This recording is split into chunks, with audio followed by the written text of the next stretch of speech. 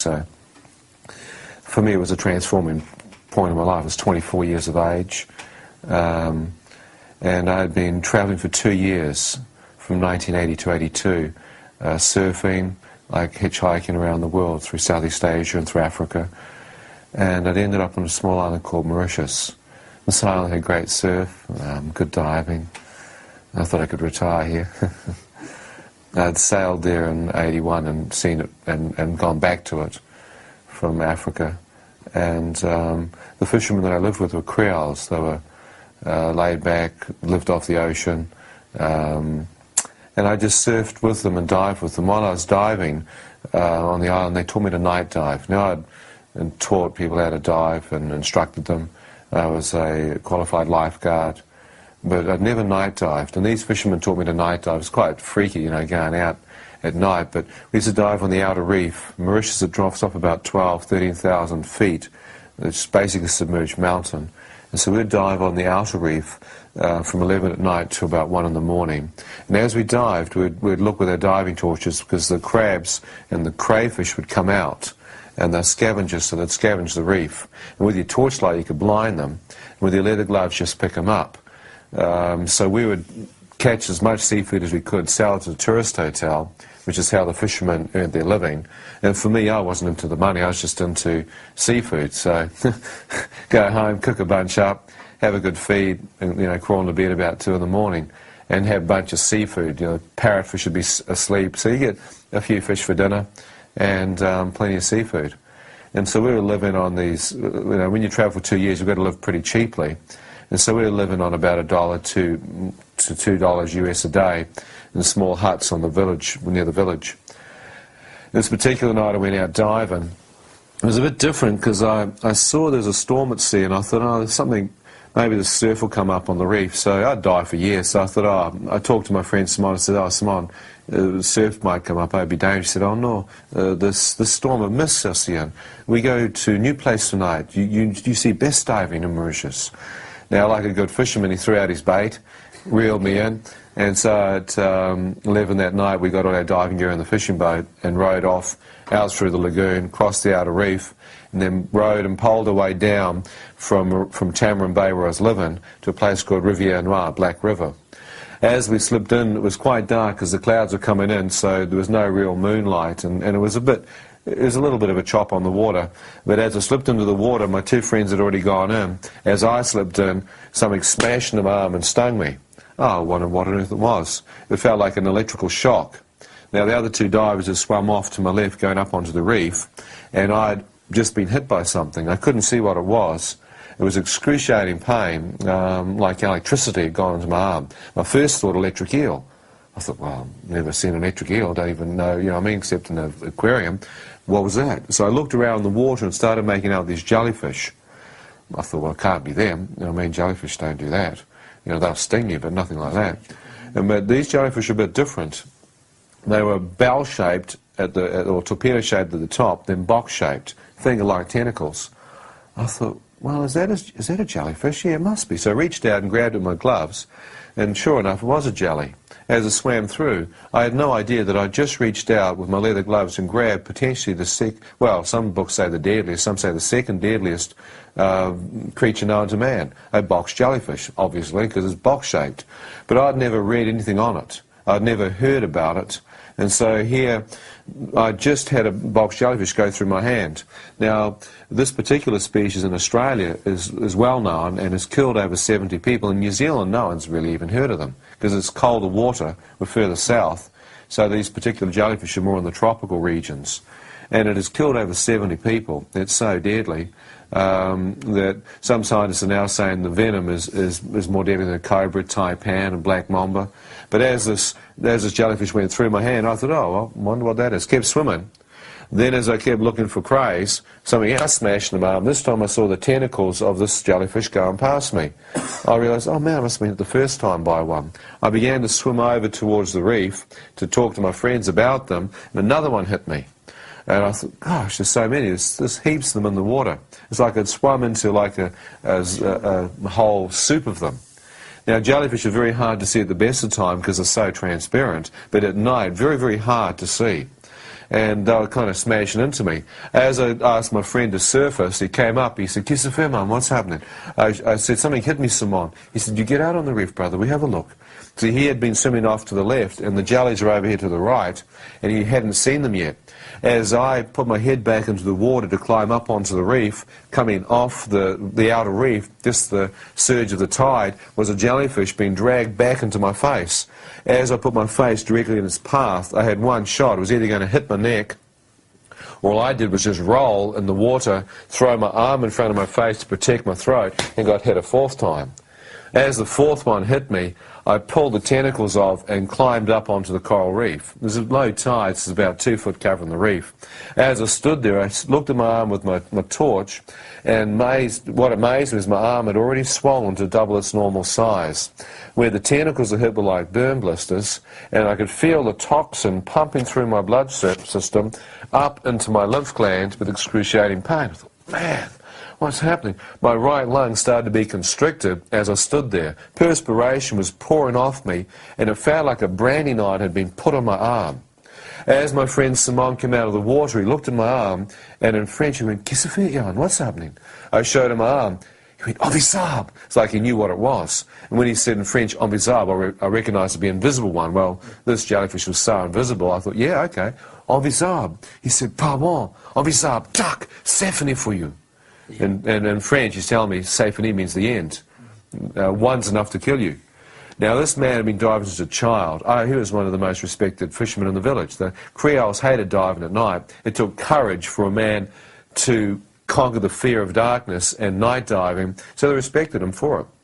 And so he stood there, and I watched him turn his torch onto his face, and he went as white as a sheet. He said, "How come you not know, Ian? This one kill you, brother." I said, "I not know Simon." "You think white men know everything, huh?" "I not know this one." He said, how many hit you, huh? How many tuck?" I went, cut en bizarre, 4. He went, impossible, allez, vitement, 4 hospital. Now, this man loved me. I knew him. He was a great friend of mine. And, I mean, I knew that when he was telling me to get out of here, we had to move. And I heard him say hospital, 4, which was just up behind the village. Trouble is, I'm standing on the outer reef, miles away from the hospital. It's the middle of the night. He drags me back into the water. The other night diver comes alongside me, and I know that they're protected because they've got full wetsuits. To them, the water's cold, you see. To me, the water's hot. My wetsuit, unfortunately, was a short-sleeve vest with a long john. My forearms were exposed, and my neck. The other divers had full hoods on, booties, and full steamers, 3mm steamers, so they were completely protected. As they came alongside me, they pulled me up to the side of the boat. The young boy, who's a 14-year-old kid from the village, grabbed my left arm and began to pull me to safety. As they did, my right arm, which was paralysed, trailing in the water, got hit with a 5th one. As I felt that, I thought to myself, what on earth have you done to deserve this kind of punishment or payback? I had a flood of memories of stuff that I'd done wrong in my life. And here I am thinking, well, there's no use thinking about that, whether I deserve it or not. I'm dying. I better keep my head together here. They dragged the fishing boat over the coral reef into the lagoon. As they did, I heard them yelling to the young boy to get me to shore. I turned and said, "Simon, come with me. Please help me." He said, "Yeah, no more. Wait, pal. Go, brother, you die. Allez, allez." And I realised I was in trouble, man. I turned and said, "Simon, my arm, what can I do?" And he spoke to me in French. I didn't understand. He said, "Je ne comprends pas. Je ne comprends. I cannot understand you." He put his finger out and motioned with his finger to urinate. I thought he means to pee on your arm. Yep. I thought, that's it. Urinate. Vinegar will do it. Maybe urine will help and be like a bush medicine. Peeling my wetsuit off because it's constricting my breathing. I urinated over my arm, made sure I didn't rub the toxin in anymore, and got changed into my sweats. See, my wetsuit was preventing me from breathing. So as I got changed, I sat down on the boat and thought I must keep as calm as possible. I thought if my heart beats too quickly, the adrenaline rush will pump the toxin, hit my vital organs, I'm gone. So I'm a lifeguard, so I know what's going down. I know I need to get antitoxins. The way these guys are reacting, it's not some little joke. This is life-death stuff. As the young boys pole me through the lagoon, I'm sitting there as calm as possible, but I feel the poison move into my kidneys, like someone stuck their fist into my back, as the poison continued to move down the right-hand side of my body. Tinges of it are coming through into my eyes, and I'm having difficulty seeing. It's getting blurry as I'm looking at the beach. I thought, man, this is deadly stuff. As I hit the beach, the young boy motions for me to get out. I take one step forward, and my right leg crumples underneath me as I collapse into the bottom of the boat. As I hit the bottom, I realise the poison has already numbed or paralysed the right-hand side of my body.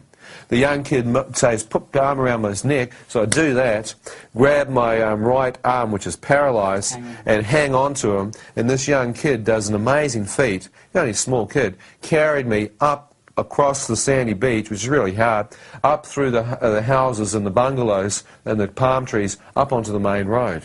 As he got me there, he turned and yelled in French that he wanted to go and help get his brothers, that he's afraid. He said, mon frère, sur la plage. And I realised he was afraid that his brothers would be killed. And so the kid panicked. I said, no, ambulance, gendarme, you know what I mean? Please.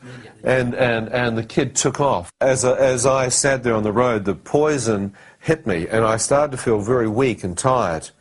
And I had no idea that this particular poison often kills within 10 or 15 minutes. This particular jellyfish usually takes adults down within 10 or 15 minutes. What generally happens is that they fall into a coma, never come out of it. Here I am, finding myself very tired and very sleepy. I just lay down on the ground, thinking that I'm just holding it together. As I do, I feel my eyes beginning to shut, and as my eyes begin to close, I hear a voice speak to me. It says, son, if you close your eyes, you shall never awake again. I thought, what? Who said that? As I looked to my right, I expected to see a man standing next to me, but there was no one there. I thought, that's bizarre. I just heard a man speak to me. I looked around, there's no one there. Just to set your mind at rest, you know, we're not used to hearing voices. So talking to you out of the middle of nowhere, they have your straitjacket in a padded cell, bounce around like a ping pong ball, you know what I mean? So I am lying there hearing a voice speak to me, but there's no one there. I thought, what did the voice say? Close your eyes, you'll never awake again? I thought, that means death. Are you idiot? That would have been a coma. That's not sleep. That's comatized certain death. I look at it now, in hindsight, had I not heard that voice, I know I'd have closed my eyes and that'll been it. I'd have died. I'd have been like most of the other people in Australia that have been killed by this thing, slip into a coma, never come out. Within 10 minutes, they're dead. And I was in peak condition. I hadn't eaten meat for years. I was a veggie. And I mean, I was in top condition, not an ounce of fat on me. But this poison was taking me down. And I thought, I've heard that voice, whatever it is, it says you're going to die. So I stood up, fought off the death that was coming on me as best I could, and found my left leg was still strong enough to support my weight. I used my right leg as a crutch and put my weight onto the left-hand side of my body and hobbled down the road looking for help. All the lights are out. There's a deserted part of the island anyhow. All these big homes, but the French don't come down except in the summer, you see. And this is May. There's no one there yet. As I moved down, I could see a small petrol station, Caltex station. I hobbled in there, and amazingly enough, the petrol station was closed, but there were 3 East Indian men in their taxis. I leaned up against one of their cabs, and they said, oh, you're drunk. I said, I'm not drunk, I'm dying. I've been stung by a poisonous jellyfish, sur la plage. On Visaba, I need to get to Catremont Hospital. They said, we have French client, restaurant. We not need other passengers. Sorry, white man. Cannot help you. Walked away. I said, I'm dying. Please help me. They kept walking. I said, I'll give you money. They stopped. You know, in certain parts of the world, money speaks, especially the taxi drivers. Yeah. They stopped. As they stopped, they turned. One put his hand out and he said, how much money you give me, white man? I take you to hospital. He looked at his watch to see if he could pull another fare. And, well, I'm dying here in front of him, and he's arguing over the fare. I said, look, I don't care for the money. $50, $100, who cares? I'm dying. He put his hand out and said, let me see your money now, white man. I take you to hospital. Well, at that point, I'm thinking, I don't believe this guy. I said, look, I don't have it with me. The moment those words came out, that was a mistake, because all 3 of them walked away laughing. They said, you have no money, you stupid white man. What do you think we are? Walk away. I heard this voice speak to me and said, son, are you willing to beg for your life? As I heard that, I thought, beg? I've seen men in Africa beg. Yes, boss. Yes, massa. Couldn't stand seeing it. Coming from New Zealand, I've never seen stuff like that. And so I couldn't stand seeing a man beg to another man. But I watched these men walk. I thought, beg? I wonder if I begged, I'll bet you that will work. These Indians have never seen a white man beg, not in this part of the world. I've got nothing to lose. I'm nearly dead. I slipped down onto my knees in front of them, fell onto my knees because my right leg was gone, my left leg was weak, lifted my right hand, which is paralyzed, and pleaded for my life. As I did that, two of them kept walking, lighting up a fag, thought it was a great joke. The third one stopped and looked at me. I said, look, I'm dead serious. It's dead set, man. I'll die in front of you. If you don't help me, I have the money. Please help me. He walked over towards me, helped me to my feet without a word, put me in his taxi. I thought, great. As he took off towards the hospital, he turned to me and he said, what hotel room you stay? White man, I get my money from you. I thought, hotel room, money? This guy's still thinking of money. Well, I don't stay in a hotel. I stay in the bungalow, I responded to him. I stay on the beach with a fisherman. He said, you lied to me. You tourist, you stay in a hotel. I said, I'm not a tourist, I'm a traveller. I live not in a hotel, I live in Tamarin Bay with a fisherman in a bungalow. He said, you stay Tamarin Bay Hotel, because there's a small hotel there near the village. I said, no, man, I stay with a fisherman. Please, I have the money. He said, you lied to me? I take you to a tourist hotel, they look after you. Why you lied to me? Why you do this to me? Didn't understand. He didn't understand. No money, that's it, no hotel room, forget it. He thinks I've scammed him. He pulls off the main road down to the village where I live. As he stops, across from the village is a small Chinese hotel. He stops and said, you get out now. I said, okay, getting out, man. Stop hassling me. I have the money, please, huh? He said, and I try to get out. As I try to move, the left leg, I found to my horror, was now paralyzed also. The toxin had taken the entire lower trunk out. I turned and said, my legs are gone, man. Please help me, huh? I have the money. He said, you get out now. I said, I can't, my legs are gone. He took my safety belt off, opened the passenger door, and just shoved me out, eh? As I flew out the door, I couldn't believe what was happening. But I looked up to see that when I hit the ground, my legs didn't make it. My feet were still caught in the door sill of the passenger side of his taxi. He couldn't close the door. I watched him lean over from the driver's seat, shove my feet out, and look at me in the face in disgust, close the door and drive off. I thought, I don't believe it. Why on earth would a man do that? For $50, man. All he has to do is another 5-10 minutes up the hill and I'm in the hospital. As he took off, I lay there and thought, I don't want to live on this miserable planet. If that's how fellow man treats fellow man for 50 miserable bucks, I'm not afraid to die. If it's my time to die now, if my number's up, do yourself a favour, son, and die here. I'm sick of this place. Now I lay there thinking that's it. But as I lay there, one of the security guards in the hotel must have seen the taxi, so he ran out, shone his torch around the car park to see if there's any tourists coming late from the airport. Here I was on the ground in a crumpled heap. As he ran over, I heard the voice of a fisherman, one of the fishermen. I thought, that's Danielle. He said, I heard his voice saying, Kisafarian, what happened to you, brother? Never see you like this. What you do on the ground, man? What you take tonight? He thought I was drunk or stoned or something. And so he ran over, and he's my drinking buddy from the village. I didn't realise he was a security guard, you see. Did a bit of extra money on the side, you know, and so and so I pulled my sweatshirt up, showed him a scarred forearm. The moment he saw it, he realised, because he's a diver, he said, "Oh, Bisab." I went, oui, Daniel. He said, "Pardon, c'est fini for you. You dive with Simon tonight, Le Mans." I said, "Oui." He said, "Pardon," carrying me in his arms. He raced me to the hotel. Near the swimming pool, there was the bar, and the Chinese owners that ran the place had closed the bar, so all the tourists had gone to bed, but they were there gambling, playing mahjong amongst themselves, drinking whiskey. As these Chinese men looked at me, they said, "What's wrong with you? You drunk?" I said, "I'm not drunk. I'm dying. I need to go to Cutterwell Hospital. Please help me. I've been stung by a poisonous jellyfish." And as I'm speaking this, Danielle takes off into the night. As these men looked at me, I said, I'm trying to explain. I said, we don't understand you. What you say? We don't understand you.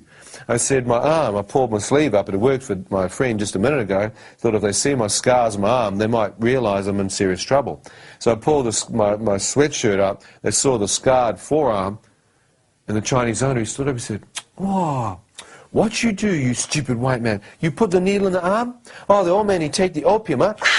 Well, why you put the needle in, you stupid white man?" I'm sitting there going, where's Danielle gone? These guys think I'm a drug addict, and I'm nearly dead. As I sit there, I see out of the corner of my right eye, my fingers start twitching. As I turn, I see muscle tissue between my knuckles going into spasms. Within a few seconds, my whole arm starts to tremble. It moves up into my face, and my teeth begin to literally be smashed into each other as my jaw goes out of control. Next minute, my entire face and body is in what I call the death rattles, muscular contortions, shaking to bits in front of them. As this deadly shaking's going on, I watch the Chinese men run towards me and try and hold me down. As they do, I'm throwing them off, like rag dolls.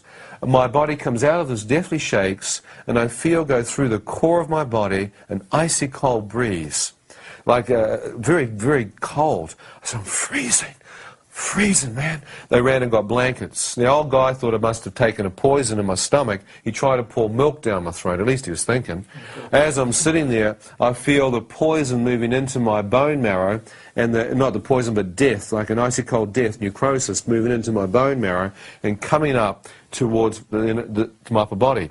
As I'm sitting there, I know if this necrosis hits my upper body, I'm going to die in front of them. I'm gone. I'm dehydrated, paralysed, muscular contortions, now necrosis setting in. At university, I'd done veterinary science as one of my subjects, and I did my degree in agriculture, so I knew from my own physiology I was in serious trouble. I had to get to the hospital. I turned, looked in the car park of the hotel, one vehicle. I recognised it instantly to belong to the Chinese owner who was now standing next to me. I said, "Sir, your car. Could you please take me to Katrabon Hospital or I'll die in front of you? Please help me, sir. I'm nearly dead, eh? Can you take me in your car?" The Chinese man, he looked at his car. He put his hand on my shoulder. He said, "Oh, my car, huh? Cannot lie. How come you so worry, white man, huh? Wait for ambulance for you. Don't worry, huh? Cannot take my car. We have ambulance for you. How come you so worry?" How come I so worry? I'm about to die, mate. You feel like hitting someone? Yes. I mean, I'm not an angry person or a vindictive kind of, you know what I mean? I'm not. I'm pretty mellow, but I tell you what, I felt like punching his lights out. I sat there and every part of me thought, how can I rearrange his face? You know, you hate it when someone touches you?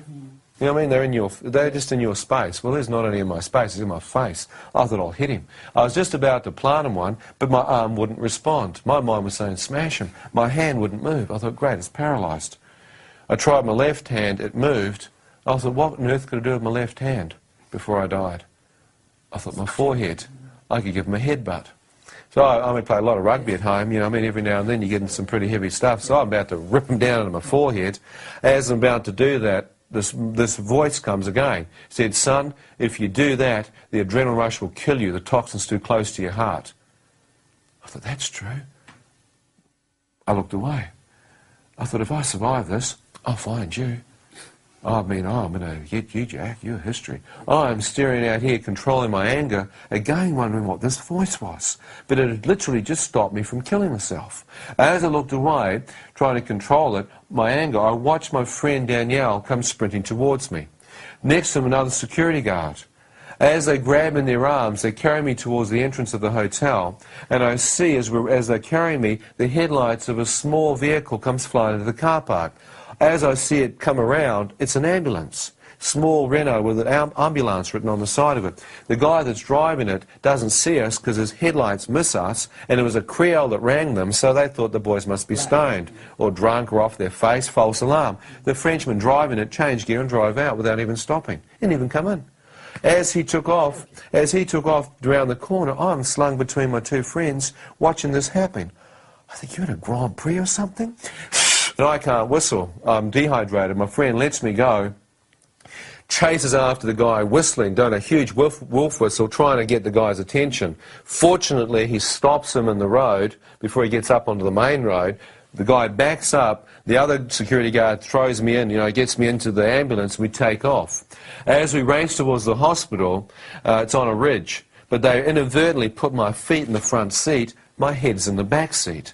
As we begin to climb the ridge to where the hospital is, the toxin that's now in my lower body starts to naturally drain down into my lungs, into my heart, and I feel it starting sweeping into my brain, and I feel compartments of my mind literally shutting down with the poison. It's a weird sensation, but I knew I was dying. As this continued to happen, I start to see on the inside of the ambulance what appears to be a small boy with white hair. I see sections of some kid's life with snow white hair. I then realise as I'm looking at it that this is me. This is sections of my own personal life. I thought, am I that close? With my mind, I did a mental check, you know what I mean, of my own vital signs. My mind told me I am very close to death. As I'm lying there, I think, well, I could be that close to death. I may not make it. I thought, if I don't make it and die before I get to the hospital, what would happen to me? Is there life after death, or when a man dies, is that it? Finished. Cessation life. Well, as a heathen, as an atheist, I reckon when you died, it was all over.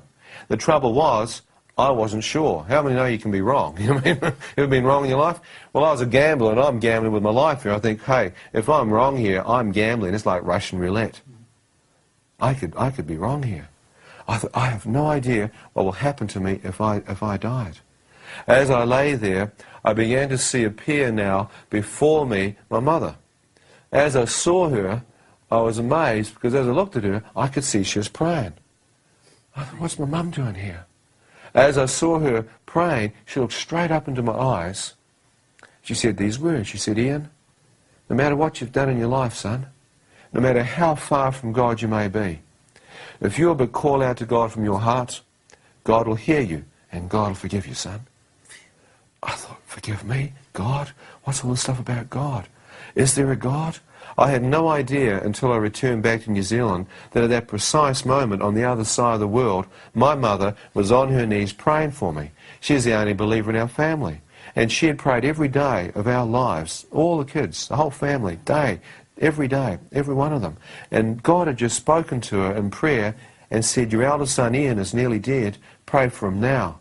I thank God for a woman who knew God and didn't give up on her son and kept, maybe there is a God. If there is, who is he? I've seen thousands of them. Everyone thinks their God's the right one.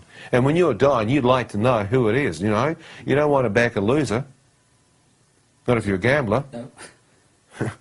So I'm lying here thinking, I don't know. If there is a God, who could he possibly be? I lay there and said, God, I don't even know if you're real. I don't even know if you can hear me. But if you can, I'd have no idea what to pray. You know what I mean? Could you please help me to pray if you can hear me? As I lay there, words began to appear in front of my eyes. It said, forgive us our trespasses and sins. As I saw those words, I thought, how on earth could God forgive me? I mean, it's too late. You know what I mean? And I lay there and I thought, nah, God couldn't forgive me. I've done too many things wrong. I feel like a hypocrite even trying to ask that. My mother started saying in this vision, son, pray from your heart. I thought, from my heart is like stone. You could strike a match on it. I said, God, I don't know if you could forgive me. I don't even know if there's anything soft left in my heart. But if you can, I sincerely ask you to forgive me of all my sins. Please forgive me. As I said that, the words disappeared in front of me. More words appeared. Forgive those who have trespassed and sinned against you. I thought that means forgive other people. I could do that. I'm not a vindictive person by nature. God, I can forgive anyone, no worries. No matter what people have done to me, I forgive those that have sinned against me. As I said that, the face of the Indian taxi driver appeared in front of me. I thought, what on earth is this man doing here? The voice said, will you forgive this man for pushing you out of his taxi tonight and leaving you for dead on the side of the road?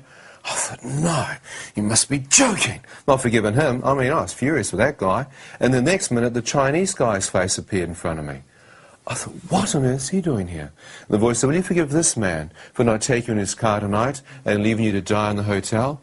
I thought, no. As I saw both of these men's faces, I thought, who on earth is this voice? Who am I speaking to? Who's talking to me? These words, my mother called them the Lord's Prayer. Am I speaking to God or something? Is he actually talking to me? I lay there and thought, I don't want to forgive these men. I thought, man, this stuff could be real. I lay there almost like in a catch-22 situation. Part of me just wanted to deal out to them. I mean, I wanted to lay hands on those guys. not in a theocratic way. Yeah, not like the priest would do, you know, God bless you, my son. My hands are going up around his throat, man. Like, you have a problem breathing? Yes. Don't worry, Mum, be happy. You know what I mean? I strangled them. I mean, I'm lying here dying, and I've got two men's faces before me. So this is where the rubber meets the road. This couldn't be just some mumbo-jumbo Santa Claus and the Tooth Fairy stuff. This could be real. I lay there and thought, God, I don't want to forgive them. But God, if you can forgive me of all the stuff I've done wrong in my life, And I don't know how you could do it, but if you can somehow forgive me for the people I've hurt, I'll forgive these men. I'll never touch them. I'll never lay my hands upon them. I let them go. Their faces instantly disappeared. Fresh words. Thy will be done on earth as it is in heaven. I thought, that's God's will. I've done my own will for 24 years. You know, I'm independent, self-sufficient. I said, God, I don't know your will, but it appears as only a miracle will spare my life at this point. God, if you are real and you can hear me, I give my will to you. I surrender my life to you. I will try and follow you all the days of my life. As if I come through this, as I prayed that, the entire Lord's Prayer appeared. You know, Our Father, which art in heaven. As I prayed it, I understood each letter. It was like I understood for the first time in my life that I was talking to God in this prayer. An amazing peace settled upon me, and I knew as best I knew how, should there be a God, you know what I mean, and he was real, I'd try to make peace with him. You know what I mean?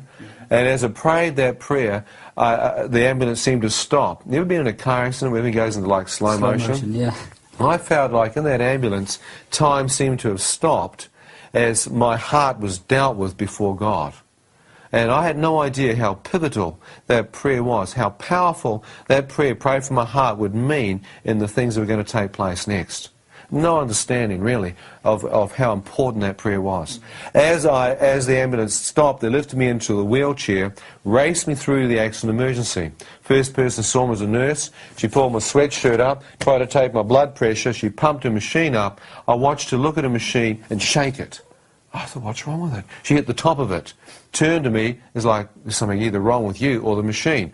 Thought the machine must be broken, pulled it off my arm, pulled another blood pressure machine out, stuck it on my arm with the hoses, pumped it up, and then again hit the top of this one. Crouched down and started tapping the side glass where the mercury is supposed to move for the pressure with a fingernail. At this point, I can feel myself like in a third party, almost like I'm watching this going on. I knew this wasn't astral projection. I knew this wasn't some drug. This was death. I knew if I left my body, it was a one-way ticket. And I knew that I was so close to death that I couldn't even hear my heart beating. So I watched this nurse playing with the machines. I thought, I'm in serious trouble. My veins might have collapsed. The nurse just stared there blankly like I shouldn't be alive. The ambulance driver ripped it off my arm, pushed it to one side and raced me towards the doctors. He knew I was in trouble. As the ambulance driver raced me towards the doctors, the first doctor didn't even look at me. He's got his head down and went, "Quel âge est-il? Où est la habite?" In French, he's asking me how old I am and where I live. And I'm thinking, well, hurry up and look at me, son. Otherwise, I'm not going to be here. Who cares about my address? I'm gone. As he looked up, I thought he speaks French. Perhaps he's not good in his English. I looked at the older doctor to his left. He wasn't looking at me either. He stared up because there was such a silence in the room. As he looked into me, I locked onto his eyes and said, "Sir, I am nearly dead. I've been stung by Sark 5 envisage jellyfish. I need antitoxins now. I'm nearly dead." The nurse came sprinting in past me with her blood pressure results, passed them to the old doctor. He saw them, and whatever he saw caused the entire accident emergency to come to life. You ever been in an accident emergency? I mean, you have to be serious before someone moves in there. As I watched these men run, I watched people appear from nowhere with drip feeds and syringes. Suddenly they started shoving needles into me. The doctor saying, "Come on, son, keep your eyes open. We're going to try and save your life. Antitoxins for the poison. Drip feed, dextrose for the dehydration, sugar solution. Come on, son." They had a smash in my hand, lifting my skin up, and stuck a syringe between my second and third finger. I had no idea what they were doing to begin with. Then I saw my veins start to balloon out, bubble out, and I realized they were looking for a vein, which had collapsed. As they hit the vein, the nurse was so nervous her needle was bouncing from side to side. My vein came up to about here, full of fluid, didn't seem to be moving. I watched this nurse manually try and massage it up my forearm. To no avail. It seemed to be rolling off a thumb and forefinger. I thought, man, my veins have collapsed. I'm in trouble here. But I'm lying there thinking, this is not going to take me out. I've been in enough sessions over the years. I'm going to stay here and snap the back of this. It's not going to take me down. And I used every ounce of strength I could to keep my eyes open. But with this perspiration coming in, couldn't see properly. My lips wouldn't respond. So I tried to lift my arms up to clear my eyes, and so I could see properly. Both arms were now totally paralyzed. They wouldn't move. I thought, no. I try to tilt my head to the right or the left, thinking if I can move it enough, it'll get my eye clear so I can continue to see. My neck wouldn't respond. The paralysis set into my neck. Now I'm in serious trouble. I can now try and squeeze my eyelids, which is helping clear some of the fluid, but as I do it stronger, I can feel the poison going back through the capillaries, back into the back of the eye sockets. I can feel poison being pumped back there, and my eyes getting heavier and heavier, to the point where I realise if I don't close my eyes for a few moments and have a bit of a break here, I mean, I'm going to be no good for anything. So I thought, well, I'll close my eyes, have a sleep for a few moments, and then try again. As I did that, breathed out, a bizarre sensation happened.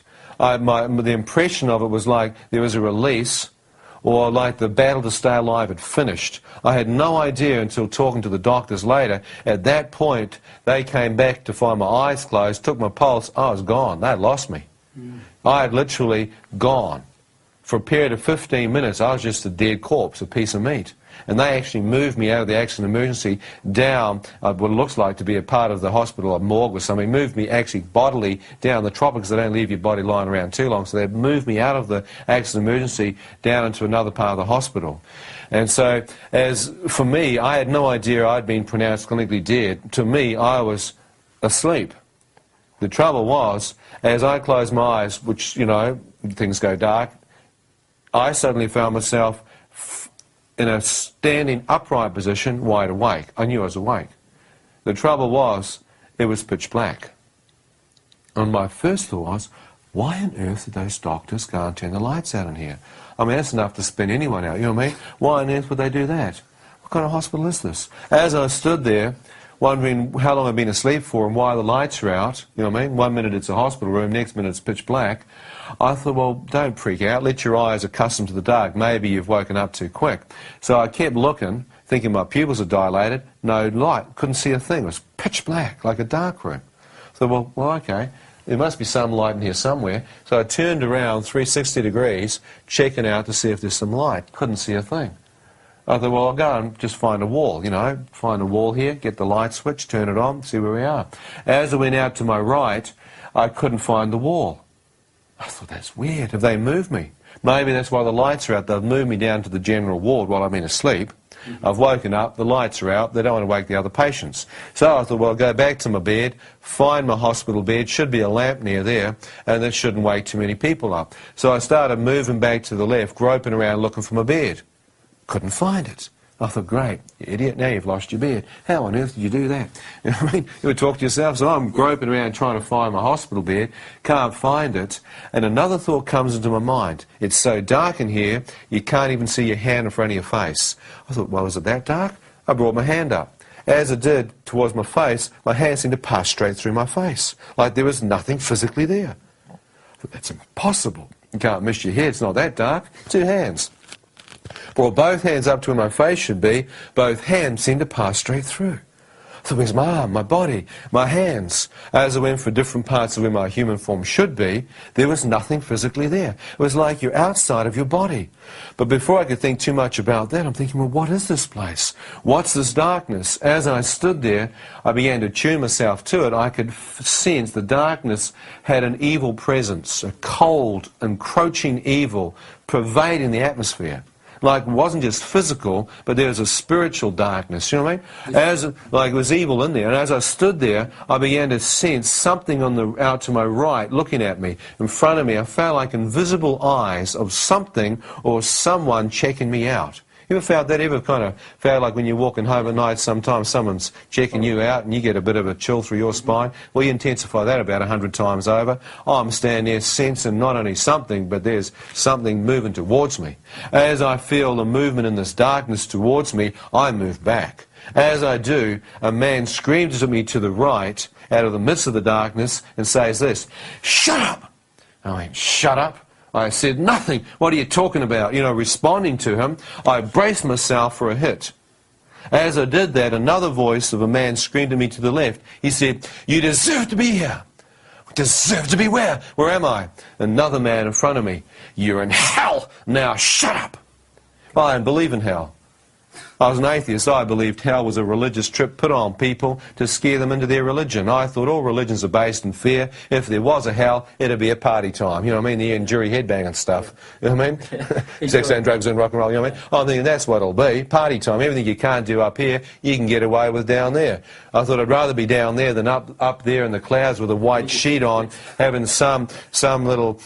given a harp to play, you know what I mean, and some little fat baby with wings on firing arrows at me. I thought I'd rather be, you know, down here partying than up there in the clouds playing the harp or something. I mean, really.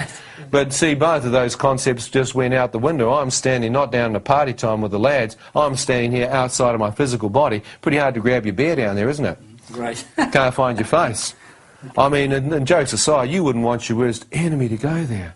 It was like I was standing there. I thought, man, this is like a holding tank. This is like, I mean, this could be real. It's not the place where your physical body goes, because I realised my physical body must be up in the hospital, you know what I mean? That's where, for guys, it's like you're suddenly getting a download of reality. This could be the pit. Yeah.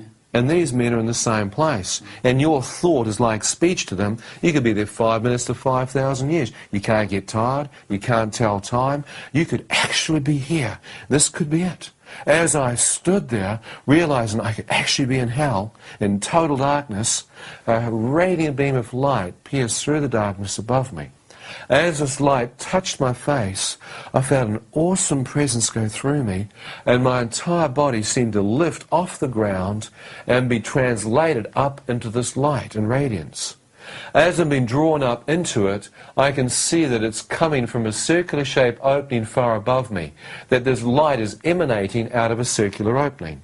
I feel like a speck of dust being drawn towards this light. As I'm being drawn up towards it, I thought, is this real? I looked back over my shoulder, and far beneath me, I could see the darkness. Somehow this light had pinpointed me and plucked me out of it. Still not understanding what this light was, I began to move up to the opening, enter it. As I was drawn into the opening, I could now see that it was a tunnel, circular in shape. As I looked along the length of it, I could see the source of the radiance. My first thought is this center of the universe. Look at the light. Look at the power coming from there. And moving into the tunnel, I knew I wasn't walking. I was being translated through the air and at a supernatural speed, drawn towards the light. As I'm being moved towards it, I watch as a wave of radiance comes up. As this wave of light comes off the source, it touches me, and I feel warmth, comfort. All that kind of fear and darkness just seems to go out of me, and I feel a living light flow through me. As I moved through it, I thought in the darkness, I couldn't see my hand in front of my face. Maybe in this radiant light, I can see something. So I turned my head, you know what I mean, to look. As I looked to my right, I saw my arm, my hand outstretched, because I mean I've been drawn towards it. As I looked, my arm was transparent, full of light, totally full of radiance. I thought, that's bizarre. I'd stopped in the tunnel. I thought, I don't want to stop here. I want to see more. I don't know what's happened to me, but I want to see what's down there. As I continued to look back to the source of the radiance, I felt myself again move along the tunnel towards it. As I did, another wave of light came up. As this wave of radiance passed into me, joy, total joy, filled me. I thought, that's awesome. What am I going to see next is going to be the most incredible thing a man could possibly see. As I popped out of the tunnel, I watched now where the tunnel had constricted the size and diameter of the light I could see. I now had unrestricted access to the radiance. As I looked out, I could see I was standing in what appeared to be the center of the universe. All light and power seemed to be directly in front of me. Shafts of radiance came out from the central core. It was like a fire, phenomenal radiance in the central core. From that, I watched this brilliant light piercing out, and I thought even the stars in the universe, even the constellations must find their energy source from this focal point. What is that light? Is there someone in there surrounded by this radiance, or is that just an energy source in the cosmos? Is that just some power source of good in the universe? Or is there a person or a being in that radiance? As I questioned that in my own mind, a voice spoke to me from the center of the light. The voice said, Ian, do you wish to return? As I heard this man's voice, I instantly recognized it be the same one that spoke to me on the side of the road where I nearly closed my eyes and died. The same voice that asked me to beg for my life, the same voice that spoke to me in the ambulance, asked me if I'd forgive these men. As I heard his voice, I thought, he knows my name, there is someone, but return where? Where am I? As I looked behind, I could see the same circular-shaped opening, like the tunnel that I'd apparently just travelled down, dissipating back into darkness. I thought, darkness, hospital bed, my physical body. Have I left my physical form? Have I actually come up this tunnel of light? Is this real? Am I standing here out of my physical form? Or am I comatized in the hospital, having some bizarre dream or hallucination? Am I alive or am I dead? Quite a quandary there. Well, my mind, I could cognitively think of the two alternatives. You don't leave your mind behind. As I stood there grappling with what was reality, I thought, this could be real. I could actually be dead. Maybe I did die. Perhaps I'm standing here. I thought, but return where? I responded to the question. I said, I don't even know where I am. If I'm out of my physical body, I wish to return. I have no idea where I am. As I spoke that to him, he spoke to me again and said, Ian, if you wish to return, you must see in a new light. I thought, if I want to go back, I must see in a new light.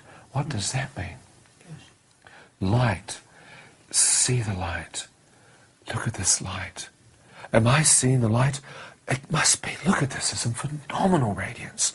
Are you the true light? As I asked the question to the person who was speaking to me, words appeared in front of my eyes. God is light. And in him there is no darkness at all. 1 John 1:5. I thought I've read this somewhere, a Christmas card in South Africa, in Cape Town, in Bantry Bay. I remember reading this, but I didn't know what the 1 John 1:5 was. I thought there were hieroglyphics, Roman or, you know what I mean, Egyptian, something. I had no idea what that numerology was. But these words had fascinated me because it said God is light. Every other philosophy or religion I'd ever heard anyone expound on said that God is yin and yang, light and dark, good and evil, in the circle of life, as they used to tell me in their philosophy and their religion. God had both light and darkness in him. They said, well, you've got good and evil in you, Ian, so therefore if you're created in the image of God, God must. But this teaching said, no, God is pure light. Man might have good and evil in him, but God has none. He is pure light. As I stood there, I thought, could that be God? And in him there's no darkness at all. I've just come from darkness. Whoever this person is, whoever this being is, there is no darkness, no shadow, nothing but light. Could that be God? As I'm standing there, I'm thinking, well, it could be. Look at the intensity and power that's surrounding him. Look at the phenomenal light. And whoever he is, he knows my name. And he knows what I'm thinking. Before I even speak, he knows my inner thought. I thought only God could do that. I thought if that is God and God is light, then his light and presence must be able to search my inner man. His spirit must be able to see everything that I've done wrong in my life. You know, you can put a masquerade or a mask up before people, you know what I mean? You can fool people. But here, I knew that all the masquerades and masks in my life were gone. I was undone. That light was penetrating and searching the depth of me. I thought, they've made a mistake here. I shouldn't be here. I'm not a good man. I should crawl back under some rock or go back into the darkness where I belong. I don't want God to see my life transparent before him. Have you ever been ashamed of stuff? I mean, I've done some stuff. I thought, no. I've done that stuff, man. I knew myself. I began to pull back. As I began to pull back towards the darkness of the tunnel, I watched a wave of radiance come off him and move towards me. I expected it to touch me and literally catapult me back into the pit. But as this wave of light emanated forth off him, it moved through me. And all I got was love. I thought, you can't love me, I've cursed you. More love came. This time it got stronger. I said, why are you loving me, God? Don't you know what I've done? More love. I said, I've slept around, taken heaps of drugs, more of his love. I couldn't believe. My whole body tingled with a supernatural presence as love and forgiveness and acceptance just came to issue forth from him. It's like he was completely embracing me with his presence no matter what I'd done wrong. I couldn't understand it, I felt myself beginning to weep. As I began to weep, the love got stronger. I could feel this liquid love moving through me and filling me up on the inside. I felt the entire part of my being being filled with light, but more tears kept coming. I just couldn't understand that God could accept me as I was. As it continued to come, I looked out to see I was now surrounded, encased in radiance. My entire person was full of light, and I was totally at peace. As I stood there, I watched the waves of light ebb and then cease. And I thought, I wonder if I could possibly step through the light that surrounds God. I thought, I'm so close. I wonder if he'd let me in. I stood there and said, God, could I come in? I want to ask you the meaning and truth to life. He said nothing. So I thought, if he can love and accept me as I am, surely he won't mind. So I stepped towards the radiance. As I did, I found myself disappear into this light. It was so dense. It was like a cloud. As I moved into it, I was now where inside the light were like shimmering veils of fluorescence. It was almost like small stars caught inside this cloud, giving off facets of radiance, sparkling, shimmering, like the facets of almost a cut diamond, how it gives off light. But it wasn't physical in the sense that it wasn't stones or diamonds. It was actually light breaking forth in this cloud. As I moved through veils of this light, an amazing healing presence was coming forth off the light. It was like a healing property was touching my broken heart. You know what I mean? I could feel my heart of hearts being healed. I mean, I'd look for love and sex and stuff, but this was pure.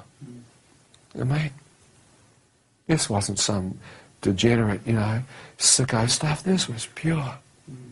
And it was just touching. There's the depths of me, man. I knew what sex and that stuff was, but this was pure love, no strings attached. As I continued to move through, I thought, is there any way that God would let me see him? Because all I'm seeing is this light. Could I see God? Will I just see this radiance? As I moved in, it suddenly began to part. As the light began to open up, I became aware that standing in the center, I began to make out a man's bare feet. Around his ankles were dazzling white robes, garments. Not garments of cloth, but garments of light.